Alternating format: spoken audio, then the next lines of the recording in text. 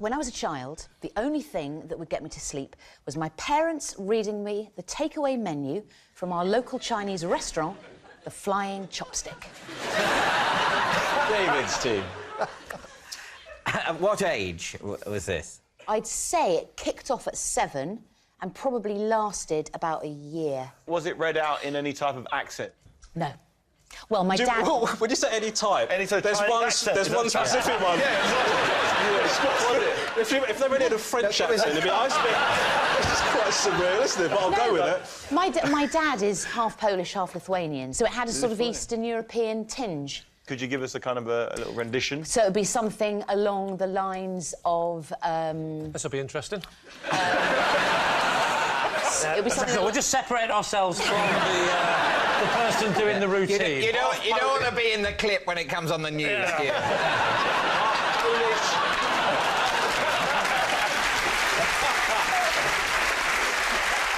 So Dad would say, for example, black bean with chop suey, something like that. Black bean. Was your dad the fella from Sesame Street? One pork balls. Two lovely pork balls. You know, lychee for the end of the menu. Lychee, that's the Yeah, way I know that. Lychees. The Flying Chopstick, they just serve a single lychee, don't they? Lychees. It was the staple. It was the 70s. Things were a little bit sparse then. It was Wilson's, you know, things are hard. I can't remember his speech, but you know the one I mean. Things are terrible. Wilson's Things Are Hard. Wilson's things are... Harold Wilson, Things Are Hard. We've only got lychees. Things are hard. We've only got lychees, guys. How far into the menu would you drift off? That's a very good question. That's why I asked it. Yeah. My eye would be sort of fully open, like that. A little bit like... Just one eye open. One eye open, always looking, always just checking. And then I would say, by the end of the first page, the eye would be down. So you used to go to sleep page. half a face at a time? Can you remember the first time that this happened? It would have been... I think it was on a Friday night. Mum and Dad would have been entertaining, and I laughed a lot and then fell asleep. So what do you think, then? David Hay, how is this striking you?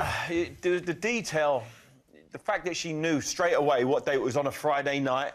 I don't remember what day it was when you were 7. Oh, I can't did. remember last week. I get punched in the head for a living, but... But, David, they did it a lot. They did it a lot. Repetition, eh? Repetition, so I knew the menu back to front, because they had to do it so often. Well, that's just Chinese. It would be that way, no, wouldn't it? Yeah, I agree.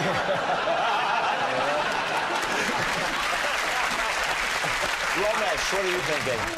I think it... I don't buy it. David, actually, I've got two Davids. We'll call you the Haymaker and the Librarian. What are you thinking, David? Well, I think I don't believe it. Do you realise... I like the system you've got there. We're going to call you the Haymaker and the Librarian. So what do you think, David?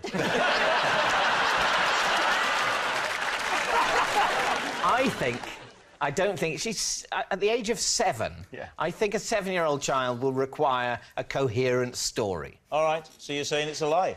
Well, let's find out. Mel, truth or lie? The story was, in fact, a lie!